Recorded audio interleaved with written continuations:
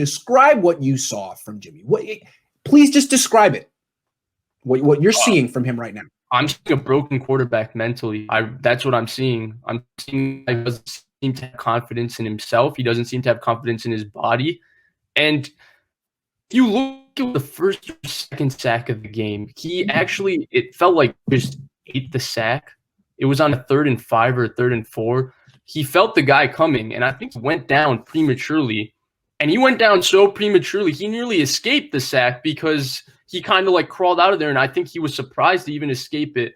And that's when you see him giving himself up in that situation and stuff. You think, I really hope he has it. And it just comes back to the way he's throwing the football. When he first came to the 49ers, for all of his flaws, I think the reason people really were high on him, because he was reckless when he first came to the 49ers. He made some bad decisions. He had his thing. He was a real nice thrower of the football. Oh, yeah. He had a great motion. Really quick release. He spun the ball, I think, better than any 49er quarterback I've ever seen. Since like Joe Montana. It looked the prettiest. Yeah, it was the prettiest motion since Joe, for sure. Yeah. And the ball spins so tight. He spins such a tight spiral. So he might not have the strongest arm, but he could drive that ball into tighter windows. Like there were throws. Like I remember the Texans throw was like a 20-yard kind of mini. It wasn't a post, but it wasn't exactly an into Marquise Goodwin. It was his 3rd read, and he came back and threw that ball flat-footed on a rope to Marquise Goodwin. That kind of throw we have not seen from Jimmy in a very, very long time. Agree. And we haven't that kind of throwing even when he came back from the ACL. And now it seems that it's been compounded with the ACL and the ankle, where he's affected mentally and his throwing is being very affected by what's going on with his body. And that's never a good thing. Vish, let me tell you what I see, and you tell me if you disagree. What I see, I wrote down my observations. It starts with his feet. Sorry to interrupt you, but go ahead. In the comments, am I lagging out or something? There seems to be you're lagging a little bit, but the audio's good. I guess your internet at home's a little funky today, but you're fine. You're fine. Really? Okay, that's interesting. If you have like a hotspot, you could switch to. It might be better because hotspot. Yeah, let me switch to a hotspot then. All right, go ahead. Then I'll save my spot. I'll save my. Should I tell you my little spiel on? Yeah, go ahead. Let me just get on. See, to me, it's his feet. His feet die in the pocket. He's in the shotgun. He'll take a 3-step drop and shuffle and stop, and then he's planted. He's a statue, and he doesn't drive into his throws. Everything is basically chucking with his arm off his back foot without having to put any pressure on his right foot. So maybe it's because he's hurt. Maybe it's because he thinks he's hurt. Maybe it's because he's afraid of getting re-injured. But his feet are terrible.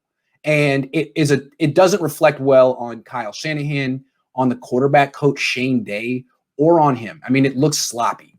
He doesn't stride toward his target. I don't even think Vish is here anymore. Vish, I still got you? Hold on. I'm going to kick Vish out of here. Vish, you're on timeout. He'll come back. He'll hear me. He's not striding towards his throws. He has no weight transfer. There's no footwork. Like he's playing football. He's playing football without any footwork. And if Bill Walsh were alive, he wouldn't put up with it. Bill Walsh, there you go. That's better. There. How's this? That's better. All right, cool. All right, so real quick, bad footwork. Feet die in the pocket. Right. Shotgun. He's a statue. And he's not driving his throws. He did when he first got here. We just said that. I mean, he really drove his throws. Now he does it. And I question, is it the quarterback coach, Shane Day? Is it not a point of emphasis? You've brought up Shane Day before because when CJ Beathard was in the game, his footwork was really sloppy. I mean, Mullins doesn't have sloppy footwork, but he's constantly going to like private tutors and stuff, and he focuses on that stuff. Jimmy, I don't know. It's either an injury thing or something else. But Mullins' footwork isn't perfect by any means either. No, it's not. He has 11 starts. With the footwork. I don't know what it is. I don't know what the focus is, but I will say this. Before Shane Day got here in 2019 is when he kind of got into this flat-footed shuffle hip type thing where he just shuffles his hip and flicks the ball. And he got away with it in 2019 because he was throwing the ball so much better. So he could pull off some really ridiculous throws all arm, like the Dante Pettis throw for a touchdown. Or he had a throw to Matt Breida rolling out to his left versus the Chiefs. before he got hurt. A couple of throws that we won't even see him attempt today, let alone make. Right. But he was making those throws. Now, when you compound that footwork with how he's throwing it, the way the ball is spinning out of his hands, it's all just real I don't know what the word is, disconcerting, weird. I've never seen something like this. And I've going back, he's not had injuries up to his NFL career. Then he comes to the NFL, and within his first couple starts, he had an injury. And his thing was, I think people asked the question to him when he first got here in 2017, are you injury prone? And his answer was, I've never been injured in my career. Well, now he's been injured twice. And you don't know how people in the NFL will react to when they get injured. And it seems that getting injured has affected Jimmy mentally in the sense that he doesn't know if his body's going to be the same or if he can protect himself or all those things. Because I don't know. Because with the ankle thing, if it's real annoying, it's real worrying, it's real makes you look at side-eyed when Mark Schlereth says, I talked to Kyle and he said Jimmy's ankle is fine and he's good to go. And I talked to Jimmy and he said my ankle was still bothering me. That type of disconnect is really weird. That's like Alex Smith, Mike Nolan stuff, man. Right. The fact that the ankle is lingering this much and it's still affecting him is weird. It's all concerning. I don't know what's going on.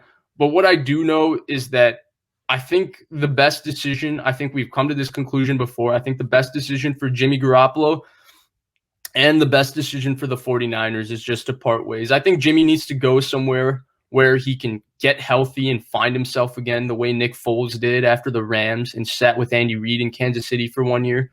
Maybe New England is that place for him. Who knows? Maybe there's another place because he's still got talent. He's a better player than what he's shown this year. He's a pretty okay player. He's solid, right? He can be an okay quarterback in the NFL.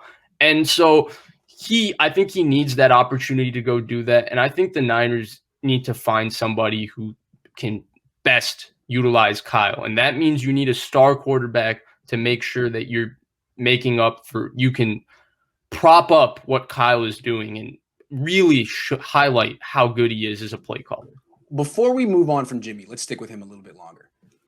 We've described his physical attributes right now, what it looks like. I think what's really interesting about Jimmy is his mentality, his psyche. And you alluded to it with how he's coming back from injuries and how he's handling it. To me, tell me if you disagree, but he's kind of like riding the fence right now. He's telling people, hey, it's still bothering me a little bit, but I'm healthy. It still hurts, but I can play.